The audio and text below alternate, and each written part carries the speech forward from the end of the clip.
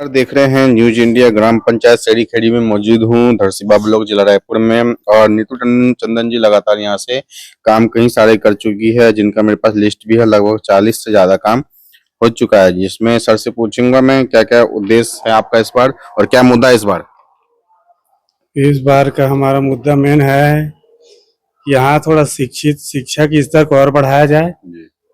और जो पिछले 15 साल में जो अंडर ब्रिज ओवर ब्रिज का काम किया है, उसमें अंडर बाईपास नहीं दिया, तो उसके लिए प्रयास करेंगे। और जो कुछ भी काम हमारा अधूरा रुका हुआ है उसको और आगे बढ़ाएंगे। गांव में जो तालाब है उसकी साफ सफाई आप लोग करवाते रहते हैं, सौंदर्यीकरण? हाँ, हुआ इसका। हमारे यहाँ ज्यादातर तालाब प्राइवेट है, एक दो है उसमें मछली पालन भी वो समिति के द्वारा किया जा रहा है, उसमें साफ सफाई भी करवा।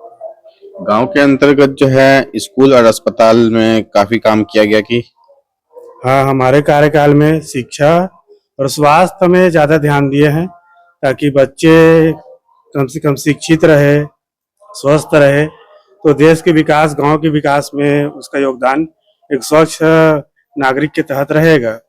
अभी भी प्रयास है, इस बार हम लोग 10वीं से भी 12वीं में उन्नयन करवाएं स्कूल को, और बिल्डिंग बना के फिर उसका किया जाएगा और अच्छे से और करवाएंगे उसको देख के। गांव में स्ट्रीट लाइट्स और सीसी कैमरा जरूरी है।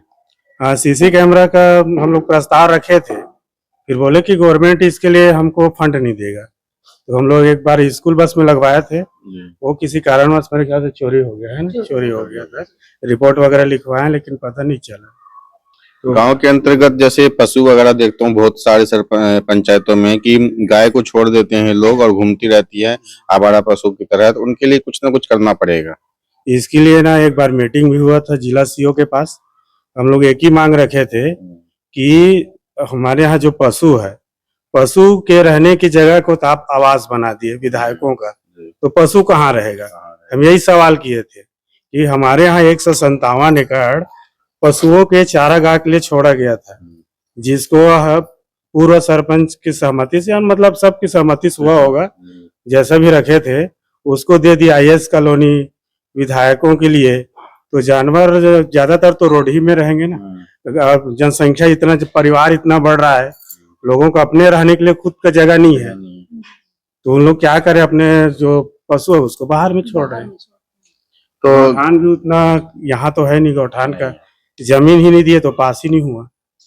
तो गांव में एक खेल का मैदान जरूरी है ताकि युवा हो या युवती हो खेल में रुचि दिखाए, क्योंकि नशे का जो यहाँ पे चलन है काफी गांव में बढ़ गया है।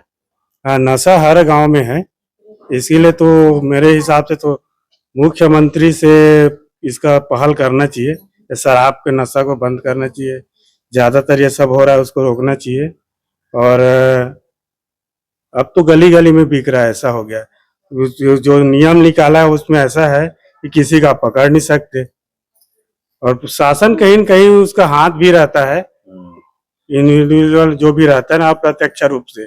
हम जैसे किसी को पकड़वा दिए तो उसको छुड़ाने के लिए तो 50 लाइन में लगे रहते हैं, ऐसा सब होता है, जिसपे हम लोग ज्यादा सफलता हमको प्राप्त नहीं हुआ इसमें। गांव में जो है चाहे महिलाएं हो या बुजुर्ग हो या पुरुष हो, सबके लिए आप टॉयलेट वगैरह बनाए हैं? हाँ, ये तो बना हुआ है सबके यहाँ, ठीक चल रहा है। हाँ, हम लोग प्रस्ताव भी दिए थे इस समय ना, वो शौचालय का भर के भी दिए थे फॉर्म का। पिंक वाला तो पास नहीं किया है ना, बार बार आए, नक्शा बस देख लिए, जगह भी दिखाए थे बाजार चौक का, फिर पास नहीं किया। लेकिन घर घर का है ना, तो घर घर तो सब अपने पैसे से भी बनाए हैं। शासन बोला कि अपने पैसे से बना लो, फिर उसका 12,000 देंगे। फॉर्म भी भरवाए, लेकिन अभी तक उसका कोई खाता में पैसा नहीं आया। गांव के अंतर्गत जो है जो गरीब कन्या उनके शादी के लिए सभी समाज के तो अलग भवन निर्माण होता ही है, लेकिन एक बहुत बड़ा भवन निर्माण की जरूरत है जहाँ पे शादी वगैरह हो सके।